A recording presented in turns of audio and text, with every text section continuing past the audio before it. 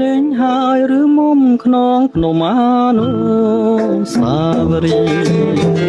ដែលយើងទាំងពីរធ្លាប់បានទៅលេងរៀងបានបីវងស្នាក្នុងឲ្យគេ